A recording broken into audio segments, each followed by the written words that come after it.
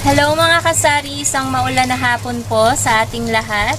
So kapag mga ganito ang panahon mga kasari, ayan, naririnig nyo ba yung patak ng ulan? So, sarap matulog, 'di ba?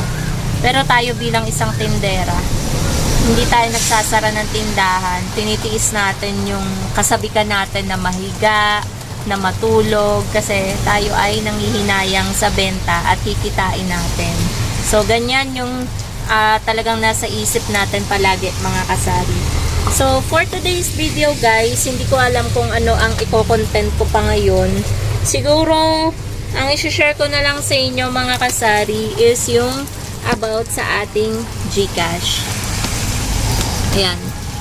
Simula this year mga kasari, January, up to now na August na, hindi na ganun kalakas po ang ating GCash. Yan. Hindi na ganun na talagang minsan sa isang araw last year, nung 2025, sa isang araw nakaka 1,000 plus tayo, 1,400, 1,200 kapag merong nagpapa-cash out ng pampasahod. Ngayon kasi guys, wala nang nagka-cash out ng mga ganun kalalaki na pampasahod sa mga construction worker. Nawala na sila kasi tapos na yung project nila.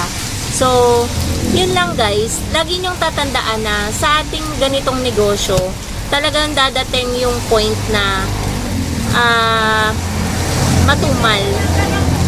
O ayun nga, ang pinaka sinasabi ko guys is hindi palaging Pasko sa ating tindahan. Ibig sabihin hindi palaging mabenta. Dumadating talaga yung point na talagang matumal. Lalo na yung ibang tindahan ngayon na ganyang maulan, talagang wala halos bumibili. And thankful pa rin ako mga kasari kahit na minsan ganyan ang ulan-ulan. Eh, medyo nakalaki na tayo ngayon. So, talagang thankful ako guys.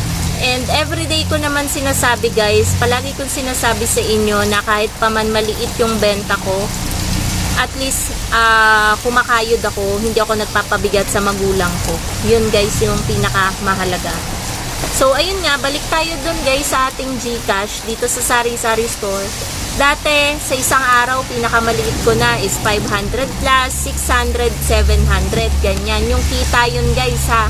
Pero ngayon guys, minsan nakakaranas ako 100 plus, 200 plus, 300 plus. So, natutuwa na ako kapag nakaka 500 plus ako. So, ayun guys, hindi naman talaga parating ina-expect mo na maraming magpapa-GCash sa'yo.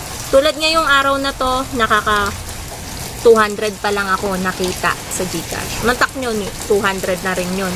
Hindi natin yan kikitain kung tayo ay nakaupo lang, kung tatamad-tamad tayo, nakahiga lang at nagse-cellphone sa kama. So, hindi natin yan kikitain. Ang mahalaga, hindi tayo nasisiro.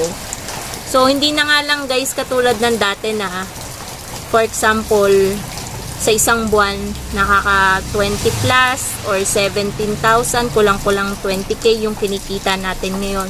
Siguro sa 100%, nasa 50% yung nawala sa kita natin sa GCash. Pero kahit ganun guys, okay pa din kasi hanggang ngayon is sa GCash pa rin po kami kumukuha ng mga pambayad namin.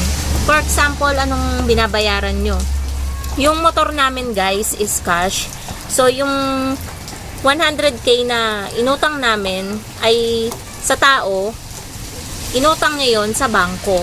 So kami, kahit yan ay cash, wala kaming problema sa kasa, sa binilhan yan, nagma-monthly hulog pa din po kami. At ang tapos po nun, magti 3 years na po yan kasi 3 years po yung hulog dyan, monthly.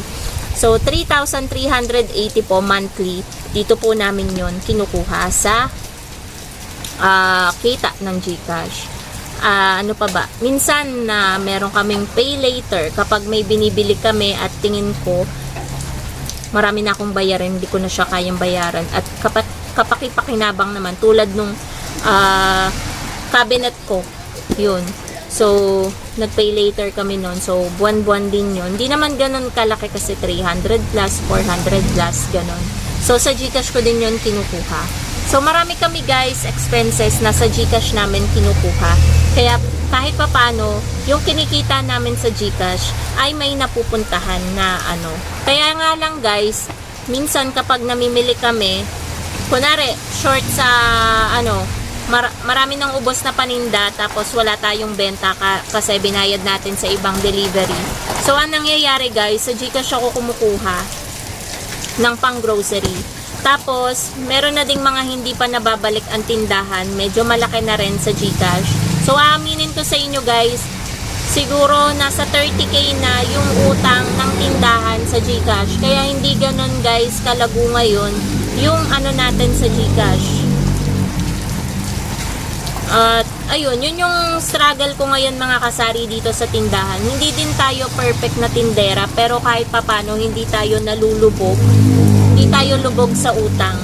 Kumbaga, nagagalaw lang natin yung pera ng GCash, pero hindi tayo na-short ngayon guys. Kapag may nagka-cash in at cash out, hindi tayo na-short kasi nga, kukunti lang yung nagpapa-GCash ko ngayon. Dalawang Milo. So, meron lang bumili mga kasari. Pero kahit ganun guys, na maliit na yung kinikita natin sa GCash, happy pa rin ako guys kahit maliit lang yung kinikita natin sa GCash ngayon. Kasi minsan naman kahit papano, kumikita pa rin tayo ng nasa 700, minsan 800, pinakamataas, 600 plus, 500 plus.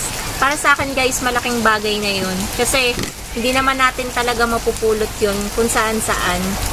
Kung hindi natin paghihirapan, 'di ba? So, ayun. Kasi iniisip ko na lang guys, kapag yung maliit is inipon din natin, malaking halaga din 'yan. Wala yan guys sa ano basta masipag talaga tayo. So, yun lang guys, yun yung update ko sa inyo sa ating pag-GCash. Kasi bawat lugar naman po talagang may kanya-kanya tayong customer, may kanya-kanyang dagsa. Meron nga po nag-share sa akin dito sa comment section na na-inspire talaga ako kasi kumuha sila ng kotse na expander.